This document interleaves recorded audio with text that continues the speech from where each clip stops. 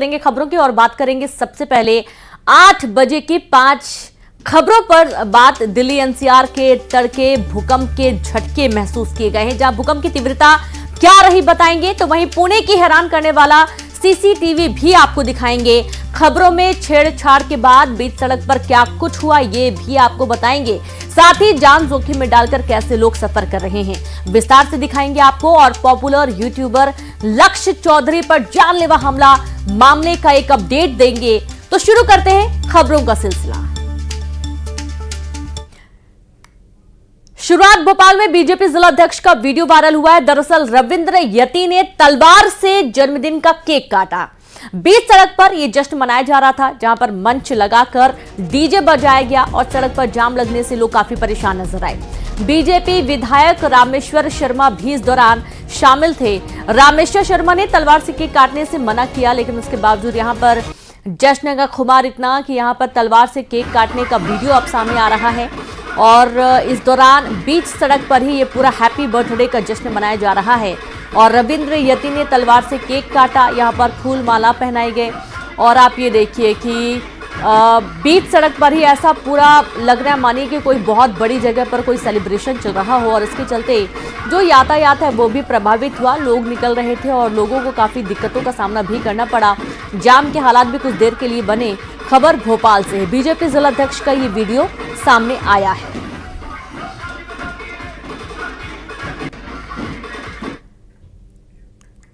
हमारी बेटियां बेटों से कम हैं कि दंगल फिल्म के इस डायलॉग को आज कल की लड़कियों ने काफी सीरियसली ले लिया है। एमपी के इंदौर से 2 वीडियो सोशल मीडिया पर जमकर वायरल हो रहे हैं, जहां पर एक वीडियो एक युवती तलवार से केक काटती नजर आ रही है, तो दूसरी वीडियो में एक युवती चलती गाड़ी पर चढ़ी दिखाई दे रही है।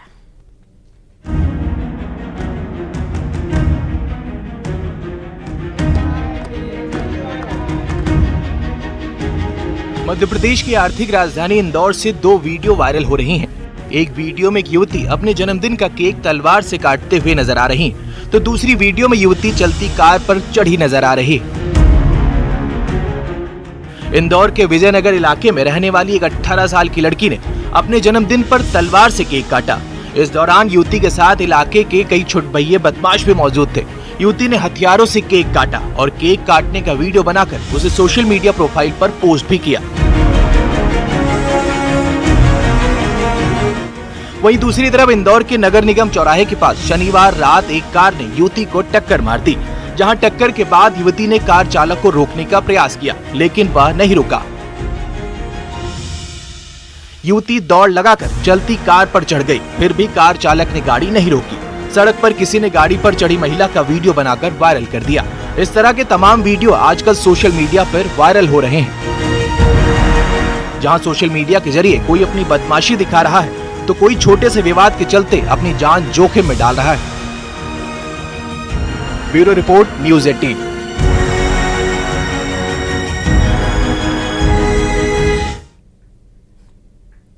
भिंड में टोल प्लाजा पर कर्मचारी को मारी गोली, जहां गोली लगने से 2 लोग घायल हो गए। टोल नाके पर पैसों को लेकर दबंगई दिखाई गई।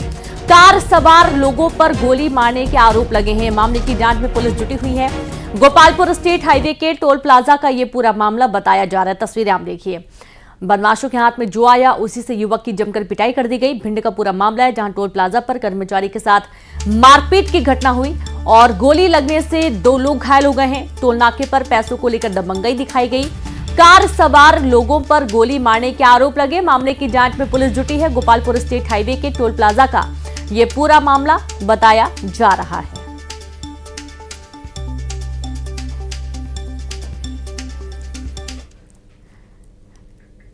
महाराष्ट्र के पुणे में सनसनीखेज मामला सामने आया, जहां पर सड़क किनारे जन्मदिन मनाने को लेकर हुई लड़ाई में एक शख्स की गोली मारकर हत्या कर दी गई। पुलिस के मुताबिक शबीर फैजल नाम के लड़के अपने दोस्तों के साथ बर्थडे पार्टी मनाने पहुंचे थे, तो वहीं पर एक शादी समारोह भी चल रहा था। और उस शादी समारोह में शामिल लोगों ने जब वहां पर बर्थडे मनाने का कारण पूछा, तो आरोपियों ने उन पर हमला कर दिया। इसी दौरान बीच बचाव करने एक शख्स वहां पहुंचा, तभी आरोपियों शबीर और फैजल ने गोली चला दी, जिससे बीच बचाव कर रहे शख्स की मौत हो गई। वीएचपी नेता विनोद बंसल ने अपने सोशल मीडिया अकाउंट एक्स पर वारदात का वीडियो शेयर किया है।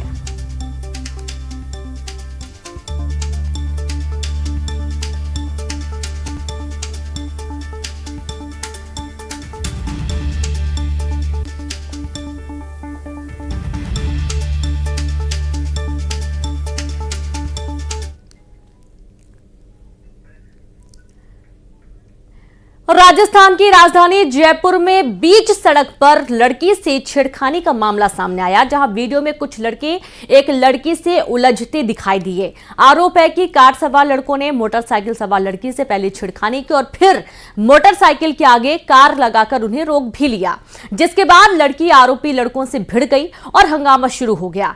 बीच सड़क हंगामा होता देख लोगों की भीड़ जुटने लगी तो आरोपी लड़के वहां से फरार हो गए। लड़की की शिकायत पर पुलिस आरोपियों की तलाश में जुट गई है।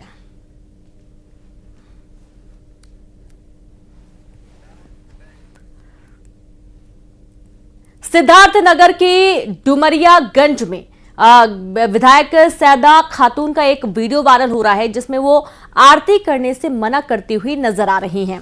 जानकारी के मुताबिक योग मुद्रा स्टैच्यू के उद्घाटन के दौरान सांसद जगदंबिका पाल ने पहले आरती की और फिर विधायक की तरफ थाली बढ़ाई। विधायक ने थाली लेने से मना कर दिया। विधायक के मना करने के बाद डीएम ने थाली ली और आरती की। सोशल मीडिया पर यह वीडियो वायरल हो रहा है।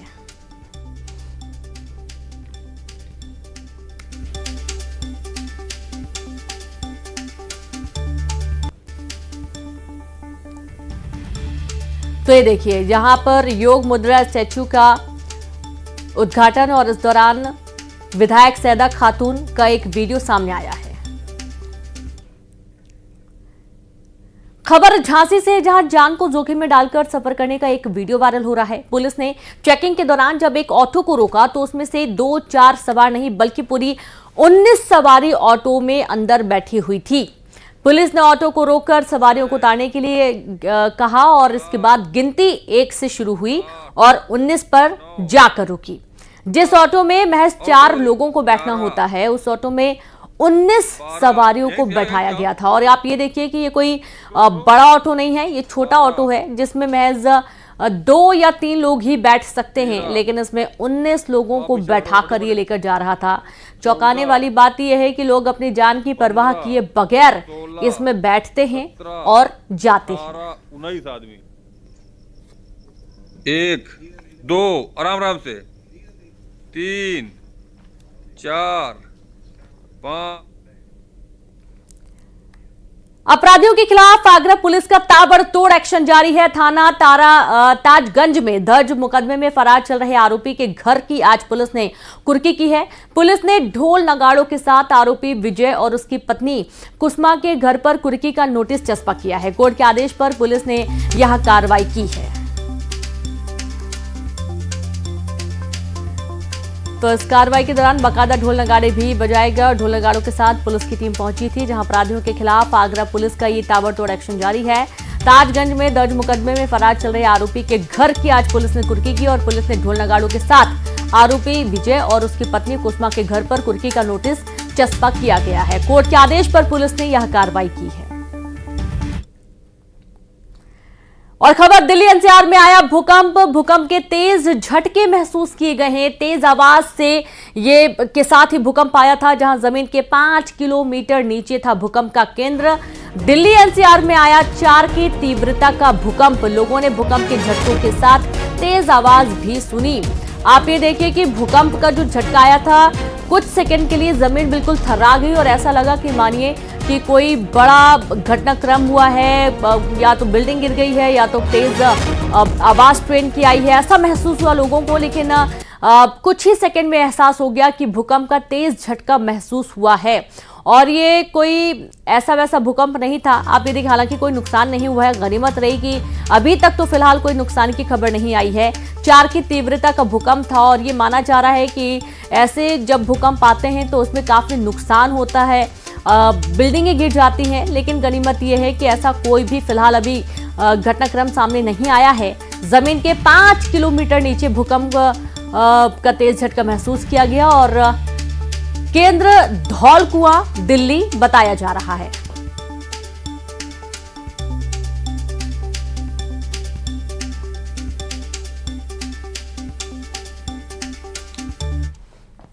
टाइमिंग तो बहुत कम थी, बट स्पीड बहुत ऐसी लगी जैसे किसी है नीचे से कोई ट्रेन निकल के जा रही है, धर धर धर धर करके हमें लगा। हम तो सोचे कोई ट्रेन आई है, बहुत स्पीड में ट्रेन आई है, जो है ऐसा महसूस हुआ हमारे को। 5-10 मिनट पहले हुआ तो एकदम से झटका लगा, एकदम से मतलब छोटा भी नॉर्मल भी नहीं था, मतलब ऐसा लगा कि हाँ कि जमीन से हिल गई थी, मतलब ये काउंटर वाउंटर सब हिल रहा था। ये बहुत तेज भूकंप आया था, ये लग रहा था कि नीचे जो मेट्रो चलती शायद मेट्रो आपस में टकरा गई। मेरे तो पैर कपने लगे थे, ये सब कपने लगा था, काउंटर भी हिलने लगा था। अगर ये रिक्टर स्केल पर तीव्रता और ज्यादा होती तो किसी को भागने तक का मौका नहीं मिलता। और दिल्ली बहुत डेंस शहर है, बहुमंजिला इमारतें हैं, यहाँ कुछ और लोग भी हैं, उन्होंने भी कहा कि थोड़ा थोड़ा तो हमें भी महसूस हुआ। आपको मैंने पूछा कि अभी आपको महसूस हुआ, तो आप कह रहे कुछ तो लगा था, शेकिंग। कहाँ थे उस वक्त आप? हम लोग ब्रिज से नीचे उतर रहे थे। ब्रिज से नीचे उतर रहे थे तब कुछ फील हुआ? आपको लगा होगा ट्रेन की वजह से हो रहा है, जरूर, ऐसा भी right, होता है यहाँ हाँ, पर। हाँ। तो इस स्टेशन पर महसूस हो तभी समझ लेना चाहिए कि बहुत ज्यादा अर्थक्वेक है। मैं लगातार लोगों से पूछ रही हूँ तो वो बता रहे हैं। फील हुआ था? Yes yes. लेकिन स्टेशन पर तो ऐसा लगता है कि जैसे ट्रेन आती है तब भी ऐसा लगता है। लेकिन हमें ऐसा ही लगा था जैसे ट्रेन आई हो। क्या क्या महसूस हो रहा था कि कुछ बहुत तेजी से हिला था। ये हिला था काफी? हाँ, हाँ। आप लोग यहीं बैठे हुए यहीं थे बैठे सब? हुए लगा होगा कि कुछ ट्रेन या किसी वजह से हो रहा है। yes, लेकिन ट्रेन की वजह से कभी इतना तेज नहीं आता है। ये पहली बार दिल्ली में इतना कम ही तेज ट्रैवल नहीं करते हैं हम ट्रेन से, तो हमने सोचा शायद ट्रेन की वजह से होगा कोई ना कोई, लेकिन काफी हैवी था। था। काफी तेज था ये सब हिल रहा था। इस तरह हिला था, ऐसे कर। ये एक शेकिंग मोमेंट। और चलिए अब आगे बात करेंगे। इंदौर में गैस पाइपलाइन में रिसाव, जहां बोरिंग मशीन से ड्रिल करने के दौरान रिसाव हुआ। गैस कंपनी के कर्मचारियों ने लीकेज को ठीक किया। तुकोगंज थाना क्षेत्र की घटना बताई जा रही है। बड़ी जानकारी है इंदौर से, जहां गैस पाइपलाइन में रिसाव की खबर आई है। दरअसल बोरिंग मशीन से ड्रिल करने के दौरान हो सकता है कि कुछ नुकसान हुआ हो और इस वजह से गैस पाइपलाइन से रिसाव शुरू हो गया। गैस कंपनी के कर्मचारियों ने तुरंत मौके पर पहुंचकर इस रिसाव को ठीक करने की कोशिश की। तुकोगंज थाना क्षेत्र की घटना सामने आई है। और संवाददाता मिथिलेश जुड़ गए हैं। मिथिलेश, कैसे ये गैस पाइपलाइन से अचानक से रिसाव शुरू हो गया? देखिए, एक निजी कंपनी के टावर लगाने का काम चल रहा था और टावर लगाने के लिए ड्रिल मशीन से जो वहां पे स्पेस बनाया जाता, जगह बनाई जा रही थी, उस दौरान पर ही नीचे से एक अवंतिका गैस पाइपलाइन जो है वो गुजर रही थी और बोरिंग मशीन की वजह से उसमें छेद हो गया और जिसकी वजह से आसपास जो है वो काफी स्मेल आने लगी। जो गैस की जो बदबू है वो आने लगी। लोगों ने, आसपास के जो लोगों ने, उन्होंने तत्काल पुलिस को सूचना दी। पुलिस मौके पर पहुंची और तत्काल उस पूरे रूट को बंद किया गया और उस जो गैस अवंतिका गैस पाइपलाइन है उनके लोगों से संपर्क करके जल्द से जल्द उन्हें बुलाया गया वहां पे और बहुत जल्द, मतलब बहुत कम समय में उसका सुधार कार्य कर लिया गया। वरना ये कहीं ना कहीं हादसा भी बड़ा हो सकता था, क्योंकि लगातार गैस पाइपलाइन से रिसाव हो रहा था गैस का और आसपास पूरा रहवासी क्षेत्र कहीं ना कहीं तुकोगंज जो पुलिस है उनका सराहनीय काम है। और जिस तत्परता से पुलिस ने काम किया, जैसी पुलिस सूचना मिली पुलिस मौके पहुंची, रूट को डाइवर्ट कर दिया गया और बहुत कम समय के अंदर, लगभग आधे घंटे के अंदर ही सुधार कार्य कर लिया गया। तो कहीं ना कहीं ये बड़ा हादसा होने से बच गया। लेकिन गनीमत इस बात की रही कि पुलिस स्टेशन के पास में रहा, लोगों ने जैसे सूचना दी तत्काल इसमें सुधार कार्य कर लिया गया। शुक्रिया आपका मिथिलेश जानकारी के लिए। और इस तरीके से पुलिस ने तुरंत सूचना दी गई और कंपनी के जो कर्मचारी मौके पर पहुंचे, तुरंत इसमें सुधार कार्य किया गया। और भोपाल से इस वक्त की खबर है, जहां पर राजधानी में आज भी बिजली की कटौती होगी। भोपाल में 7 घंटे तक बिजली गुल रहेगी। 60 से ज्यादा इलाके बिजली कटौती की चपेट में आएंगे और इसमें देखिए कि कई सारे ऐसे इलाके होंगे जहां पर बिजली की सप्लाई नहीं हो पाएगी। भोपाल में 7 घंटे तक बिजली की सप्लाई नहीं होने वाली है और राजधानी में आज भी बिजली की कटौती होनी है और 60 से ज्यादा इलाके इससे प्रभावित होने वाले हैं। कई ऐसी कॉलोनियां होंगी जहां पर बिजली नहीं पहुंच पाएगी और इसके चलते कामकाज तो प्रभावित होगा ही। हालांकि ठंड के दिन है और इस वजह से बहुत ज्यादा लोगों को वो दिक्कत नहीं होगी कि घर में पंखा या फ्रिज या कूलर नहीं चल पा रहा है, लेकिन फिर भी जरूरी कामों के लिए परेशानी होगी। संवाददाता वासु चौरे जुड़ गए। वासु, 7 घंटे तक आज एक बार फिर से बिजली की कटौती होगी। 60 से ज्यादा इलाके हैं। कौन कौन सी ऐसी कॉलोनियां जहां पर बिजली की सप्लाई नहीं हो पाएगी आज? बिल्कुल, देखिए राजधानी भोपाल की बात करें तो रोजाना मेंटेनेंस के नाम पर बिजली कटौती का दौर जारी है और आज ये सोमवार के दिन भी जारी रहने वाला है। आज से नए सप्ताह की शुरुआत हुई है, वर्किंग डे होता है, लोगों को समय पर अपने ऑफिस पहुंचना होता है, दफ्तर पहुंचना होता है। रेसिडेंशियल इलाके और कमर्शियल इलाके दोनों ही तरीके के जो इलाके हैं वो इस पूरी कटौती में शामिल हैं। तो जाहिर तौर पर लोगों को घरों से लेकर दफ्तरों तक जो है वो परेशानियों का सामना करना पड़ेगा। हालांकि बिजली कंपनी इसके पीछे ये हवाला दे रही है कि मेंटेनेंस ज़रूरी है, नहीं तो आने वाले समय में कई बार अगर सिस्टम्स ख़राब हो जाते हैं या वीक हो जाते हैं तो फिर वहाँ पर लाइन में फॉल्ट जैसी जो समस्याएं हैं वो आती हैं। लेकिन इसके बावजूद लोग जो हैं वो लगातार ये मांग कर रहे हैं कि इतनी लंबी कटौती नहीं होना चाहिए और ख़ासतौर पर वर्किंग डेज़ में नहीं होना चाहिए, क्योंकि वर्किंग डेज़ में काफ़ी ज़्यादा जो कामकाज हैं वो प्रभावित हो जाते हैं। इस समय CBSE बोर्ड के एग्ज़ाम्स भी चल रहे हैं, बच्चे पढ़ाई भी कर रहे हैं और उनकी पढ़ाई लिखाई भी इससे कहीं ना कहीं बड़े पैमाने पर प्रभावित होती है। तो बिजली विभाग से मांग लोगों की यही है कि इतनी लंबी कटौती से फिलहाल इस समय पर बचा जाए और कुछ ऐसा न्यूट्रल टाइम रखें, मेंटेनेंस अगर करना ही है तो जिससे लोगों के कामकाज कम से कम प्रभावित ना हो। लिहाजा देखना होगा कि क्या बिजली विभाग इसको लेकर कोई कदम उठाता है और कब तक लोगों को इस पूरी कटौती से राहत मिलती है। जी बिल्कुल, शुक्रिया आपका वासु जानकारी के लिए। और इस तरीके से अब बिजली कटौती से कब तक लोगों को राहत मिलती है ये भी देखना होगा। हालांकि मेंटेनेंस के चलते बिजली की कटौती हो रही है और बिजली गुल होने की वजह से सुबह 9 से 4 बजे तक बिजली सप्लाई प्रभावित रहेगी और 7 घंटे तक बिजली गुल रहने की जानकारी मिल रही है। दिल्ली में बीजेपी की अगुवाई में भले ही अभी तक सरकार का गठन नहीं हुआ है, लेकिन चुनावी वादों पर अमल को लेकर हलचल बढ़ गई है। दिल्ली में यमुना नदी की सफाई का अभियान शुरू हो चुका है। यमुना नदी में ट्रैश स्कीमर, वीड हार्वेस्टर और ड्रेज यूटिलिटी क्राफ्ट से सफाई अभियान शुरू कर दिया गया है। इससे पहले LGVK सक्सेना ने दिल्ली के मुख्य सचिव समेत अन्य जिम्मेदार अधिकारियों को यमुना की सफाई का काम तुरंत शुरू करने के निर्देश दिए। इसके लिए खास योजना भी तैयार की गई है ताकि पूरी प्लानिंग के साथ यमुना को साफ करने की मुहिम आगे बढ़ाई जा सके।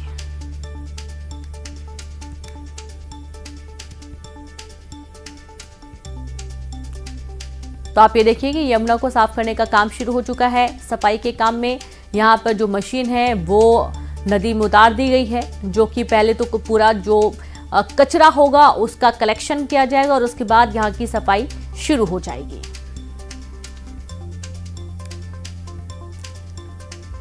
RSS प्रमुख मोहन भागवत ने पश्चिम बंगाल में हिंदू समाज को संगठित करने पर जोर दिया है।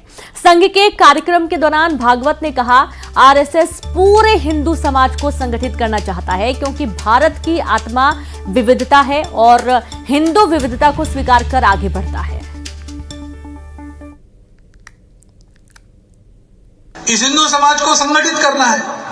आज भी हम देखते हैं समस्याएं हैं, समस्याएं रहती ही है। कितना भी अच्छा समय हो, समस्या नहीं, ऐसा कभी होता नहीं। मनुष्य के जीवन में नित्य बाधाओं को पार करते हुए ही जाना पड़ता है। वैसे समाज के जीवन में भी छोटी मोटी समस्याएं हमेशा रहती है, कभी ज्यादा समस्याएं, कभी बड़ी समस्याएं, कभी छोटी समस्याएं। परंतु समस्याएं क्या है इससे फर्क नहीं पड़ता। समस्याओं को झेलने वाला कितना तैयार है। अपने देश के सामने अनेक समस्याएं हैं, ठीक है। कब नहीं थी और किसके सामने नहीं थी, किस देश के सामने नहीं थी, सबके सामने थी। समस्याओं का होना महत्वपूर्ण नहीं है, समस्याओं का प्रतिकार करने वाले हम हैं। हमारी गुणवत्ता क्या है, हमारी एकता कितनी है। संगठन यानी क्या है, एकता। एकता क्यों, स्वार्थ के लिए नहीं, संघ को कुछ पाना नहीं है। तेरा वैभव अमर रहे मां, हम दिन 4 रहे न रहे। हिंदू समाज के सबके प्रति संघ का भाव आत्मीयता का है, अपार आत्मीयता का है। और हिंदू समाज के मन में संपूर्ण विश्व के प्रति आत्मीयता है। वसुधैव कुटुंबकम कहने वाला हिंदू समाज है। उस हिंदू समाज के घटक के नाते संघ कार्य का आधार भी शुद्ध सात्विक प्रेम है। और चलिए अब देखेंगे 20 बड़ी खबरें तेज अंदाज में।